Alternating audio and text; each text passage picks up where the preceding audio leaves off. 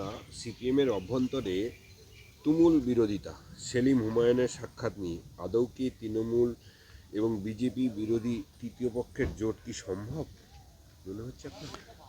দেখুন, জোট হবে কেন এটা আলাদা বিষয়। মাঝখান থেকে সিপিএম গিয়ে ঝাঁপিয়ে পড়ছে ওখানে, তারা হয়তো জোটটাকে ঘেঁটে দিতে চাইছে, কারণ টিএমসি চাইছে না এরকম কোনো জোট হোক, লাগিয়ে দিয়েছে সিপিএমকে। আর সিপিএম সব ব্যাপারে সবসময় কনফিউজ থাকে, কংগ্রেসের সঙ্গে যা উচিত কি উচিত নয়, এতে কেরালাতে কংগ্রেসের সঙ্গে কী সম্পর্ক হবে, বাংলায় কী হবে, হামেশা কনফিউজ থাকে। আর যাওয়ার পরে দেখা গেল দুজনেই জিরো। তো সেখানেও যে জোট হওয়ার কথা তৃতীয় জোট, সেটাকেও আর ঘেঁটে দেওয়ার জন্য সিপিএম ওখানে ঝাঁপিয়ে পড়েছে। কংগ্রেসে ফিরেই তৃণমূলের বিরুদ্ধে সরব মৌসুম বেনিজিন্ন মুসলিমদের ব্যবহার করছে তৃণমূল, অভিযোগ মৌসুম নিরোধ। এসআইআর নিয়ে মমতা বন্দ্যোপাধ্যায় দিল্লি সফরকেও তিনি নাটক বলে কটাক্ষ করছেন। না, বাংলার মুসলিমদের টিএমসি ইউজ করছে, তার আগে কংগ্রেস সিপিএম ইউজ করেছে। উনি একজন মুসলিম শিক্ষিত মহিলা হিসাবে, জনপ্রতিনিধি হিসাবে মুসলমানদের জন্য কী করেছেন?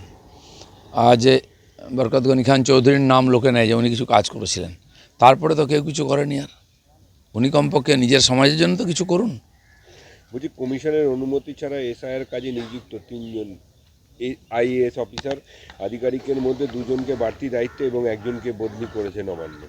কমিশনের কঠোর নির্দেশে বদলি বাতিল করার নির্দেশ দিয়েছে কমিশন। দেখুন, এখানকার যে এসআইআরটা পরিচালনা করছে রাজ্য সরকারের কর্মচারীরা, সে ডিএম, এসডিও, বিডিও হোক বা বিএলও হোক, তারাই যা জটিলতা তৈরি করেছে, তার জন্য বহু মানুষ কষ্ট পাচ্ছেন। সেটা কেন্দ্র সরকারের বিরুদ্ধে, কেন্দ্রীয় নির্বাচন কমিশনের বিরুদ্ধে ঘুরিয়ে দেওয়ার চেষ্টা করছেন মমতা ব্যানার্জিরা। তো শেষ চেষ্টাও তারা করে যাচ্ছে, আর সেই রকম তাঁবেদার অফিসারদেরকে মমতা ব্যানার্জি পাঠাচ্ছেন, যারা এটাকে আরও জটিল করে দেবে। যাই হোক, আমাদের যে বিশ্বাস, কেন্দ্রীয় নির্বাচন কমিশন লক্ষ্য রেখেছেন সুষ্ঠুভাবে, নিরপেক্ষভাবে এখানে এসআইআর শেষ হবে এই আশা। বলছি, এই আনন্দপুরে যে অগ্নিকাণ্ডের ঘটনা, সেখানে ডেকোরেটার্সের মালিক গ্রেপ্তার হলো, অথচ মোমো কোম্পানির মালিক গ্রেপ্তার হলো না। এর মধ্যে কি? দেখুন, পুরোটাই তো আগের থেকে ঠিক করা আছে। যে বানিয়েছে ওখানে এত বড় গোডাউন বেআইনিভাবে, তো সে তো এমনি এমনি সুযোগ পায়নি, অনেক লোককে খাইয়ে সন্তুষ্ট করতে হয়েছে। তার মধ্যে পুলিশও আছে, তার টিএমসির নেতা এমএলএ এরাও আছে। তো সেরকম তার গায়ে হাত দিলে তো মুশকিল হয়ে যাবে। রাজহাঁস, সোনার ডিম পাড়া রাজহাঁসকে মারা যাবে না, তো সেজন্য যে হাঁস চড়াতো তাকেই মেরে দাও। আজকে পরিস্থিতির কারণে টিএমসি বাঁচার জন্য এই ধরনের আলতু ফালতু লোকেদেরকে অ্যারেস্ট করে জিনিসটাকে অন্যদের ঘুরিয়ে দেওয়ার চেষ্টা করছে। আসল সমস্যায় যাচ্ছে না। যারা ওই জমিতে অনুমতি দিয়েছে, এতদিন ধরে বিজনেস চলেছে, যারা লাভবান হয়েছে, ওখানকার এমএলএ থেকে কাউন্সিলর থেকে আরম্ভ করে সবাই দায়ী আছে। সবাইকে তার মধ্যে নিয়ে আসা উচিত। বলছি, অমিত শাহ, স্বরাষ্ট্রমন্ত্রী অমিত শাহের বঙ্গ সফর, আজ তিনি আসছেন, দক্ষিণবঙ্গে একটা সভা করবেন, উত্তরবঙ্গে একটা সভা করবেন। তবে শিল্পই কি 2026-এ বিজেপির প্রচারের অস্ত্র হতে চলেছে? না, শিল্প তো বটেই। দুপা গিয়ে একবার উড়িষ্যায় দেখে আসুন না, কটকে যে আঙ্গুল বলে জায়গা আছে, বিরাট বড় ইন্ডাস্ট্রিয়াল স্টেট তৈরি হয়েছে। এখানকার বহু শিল্পপতি ওখানে গিয়ে জমি পেয়ে গিয়ে এই 1.5 বছরের মধ্যে অলরেডি কাজ শুরু করেছেন কারখানার। তো পশ্চিমবাংলায় কেন হচ্ছে না? বাংলা শিল্পপতিরা হয় দিল্লি যাবেন, ঝাড়খণ্ড যাবেন, বিহার যাবেন, নাহলে উড়িষ্যায় চলে যাবেন। বাইরের তো কেউ এখানে আসছেই না, এখানকার লোকেরা পালিয়ে যাচ্ছে।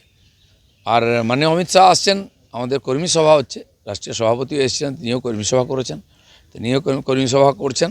নির্বাচনের প্রচার শুরু হবে মার্চ মাস থেকে।